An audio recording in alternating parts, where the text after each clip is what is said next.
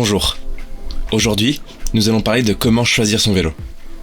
À chaque rentrée académique, de nombreux nouveaux étudiants de l'EPFL se tournent vers leur vélo pour leur déplacement quotidien. Dans cette vidéo, nous allons vous aider à choisir le vélo le mieux adapté à vos besoins. De manière générale, on regroupe les vélos en 3 catégories. VTT pour vélo tout-terrain, vélo de route, VTC pour vélo tout-chemin, communément appelé vélo de ville. En tant qu'étudiant, vous serez amené à effectuer le même trajet régulièrement. Ce trajet fait en moyenne quelques kilomètres et passe principalement par des routes bien entretenues. Ainsi, le premier type de vélo à éviter serait le VTT. Ces vélos sont généralement les plus lourds et possèdent des pneus plus épais, bons pour absorber les chocs d'un chemin non goudronné. Cependant, sur l'asphalte, la large surface des pneus entraîne plus de frottement et donc un moins bon rendement. À l'opposé, un vélo de route est léger et possède des pneus fins. Cela permet donc de parcourir facilement et rapidement beaucoup de kilomètres, mais uniquement sur de la route. Ces vélos ne sont pas du tout adaptés pour des routes non goudronnées. Un vélo de course impose généralement aux cyclistes une position plus couchée lui permettant de mieux fendre l'air. Ces vélos sont moins confortables et donc moins pratiques si on possède un sac lourd. Enfin, un vélo de ville offre un bon compromis. Avec des pneus de taille moyenne, on peut se permettre d'aller sur certains chemins sans pour autant sacrifier de l'efficacité sur la route. De plus, ils offrent aux cyclistes une position plus relevée et sont souvent accompagnés d'un porte-bagages ou panier permettant de porter plus de choses. Pour résumer, un VTT est lent et lourd, mais peut être soumis à beaucoup plus d'abus et permet d'accéder à certains raccourcis. Un vélo de course est rapide et léger, mais fragile et peu confortable. Un vélo de ville permet d'obtenir un bon compromis entre solidité, efficacité et confort.